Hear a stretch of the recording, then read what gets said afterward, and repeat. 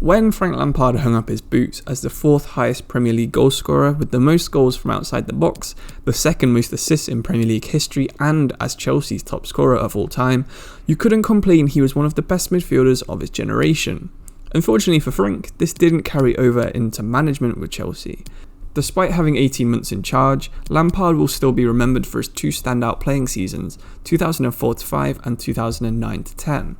We're looking at the 2004-05 season in this video, and I'll try and walk you through the 4-3-3 that Frank Lampard was so crucial in to win Mourinho that first English title while only conceding 15 goals in 38 games. So if we head over to FIFA, you can see I've already got the formation mapped out. So what we have here is the typical 4-3-3 that Mourinho is known for using. He has one DM, a box-to-box midfielder, and a more of attacking midfielder, with wingers who only are there to attack and a target man striker. In 2004, he was known for playing a narrow high-press game, not the sort of deep-lying defence that he plays now. The wingers would swap sides quite frequently, swapping from being regular wingers to inside forwards and playing on their strong feet. Lampard would have quite a lot of late runs from attacking midfield, and he'd be playing next to a box-to-box midfielder in Essien, with Kante being our new Makelele in the team here, and John Terry next to Ricardo Carvalho at centre-back, with someone like Ashley Cole playing on the wing-back positions. Of course, the goalkeeping situation is a bit dodgy at the minute with Chelsea, so that's one of the positions you'll need to upgrade straight away. I would also say the current Chelsea squad might need an improvement at striker for the target man, and probably at centre-back for when Silva starts getting a bit too old. So now we'll move on to what the team currently has, and seeing if they can play in this way. Mourinho really liked having very fast wingers, and that's exactly what Werner and Pulisic are. They're both pretty good with their weak feet as well, so if you make 2 formations, you can easily swap them around and they'll cut inside, and they can both play in both wings pretty much, especially if you retrain Werner to be a right winger. The fast defensive midfielder that Makelele is perfectly captured by Kante. Although Kante isn't quite as fast as he's been on recent games, he still does have more than enough pace to play in defensive midfield for a Mourinho old school style team. Up front, you're going to want a tall, strong and fast striker, similarly to what Drogba used to play like, and Tammy Abraham is kind of similar to that. He's definitely got the good finishing and aerial ability and a decent amount of pace, although the only player that can probably compete with Drogba for pace and strength at the minute is Haaland, which probably would be a fairly unrealistic signing for Chelsea to make. In centre-back, Silva and Zuma aren't blessed with a lot of pace, but that's fine because that's exactly how Mourinho used to play too. Terry and Carvalho probably would have been 70 pace at the most, Carvalho probably in the 50s, so because of the deep line you'll be playing, that doesn't matter too much. You just need good defensive ability and good jumping, which of course Silva and Zuma both have.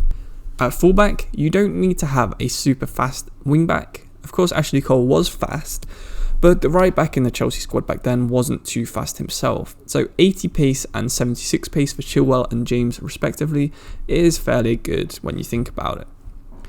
You can probably upgrade James to someone a little bit better, but of course he's young, so he'll most likely improve and be good enough for you after a couple of seasons.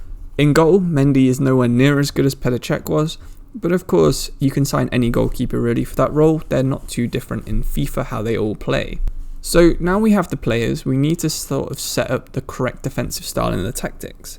So he did play a slight bit of a press, which I think you can represent pretty well with pressure on heavy touch in FIFA, and also if you crank the width down a little bit for defensiveness and the depth to around 3 or 4.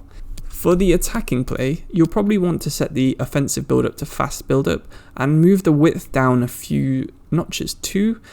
Players in the box also I would put up to try and get the late runners into the box from midfield. Corners and free kicks don't really matter for this.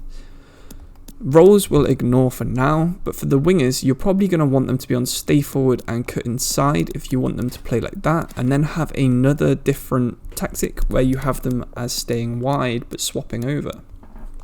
Your striker, you'll want to be staying central, being a target man, and you'll want one of your midfielders to be playing as a cam to try and stay forward at all times, because I think that's the best way to represent what Lampard was playing like. And you want your box-to-box midfielder to be on get forward too. Make sure he's getting into the box for crosses, as that's what Lampard liked to do. Unfortunately for Kante's box-to-box ability, he will be staying back while we attack. as will both the fullbacks, although they are very good at crossing. Centre backs are fine like that, and we'll also want Kante to be making as many interceptions for when we get counter-attacked if our midfield and wingers are staying forward a bit further.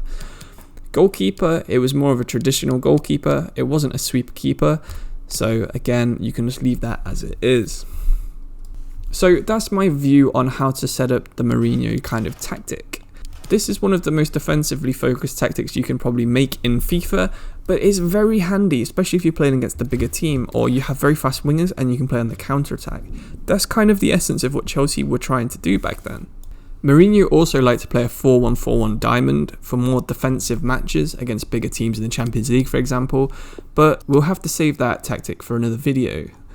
The general idea of it is that he moved Lampard further up the pitch and played one of his wingers as getting wide from in midfield, and usually this was Robben, who would play alongside Essien in front of Makelele and behind Lampard.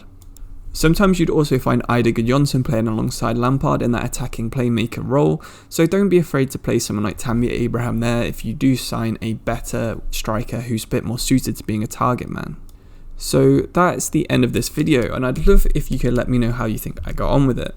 This is the first in a kind of a series that I'd like to do where I recreate some of the most historic tactics that there are, some of the most famous different styles of play. Of course, we've got the likes of the Manchester United late 2000s, where they'd play the 4-2-2-2 with Ronaldo, Tevez, Rooney, Park Ji-sung, Giggs, just every big name that was in the Premier League at the time, it seemed.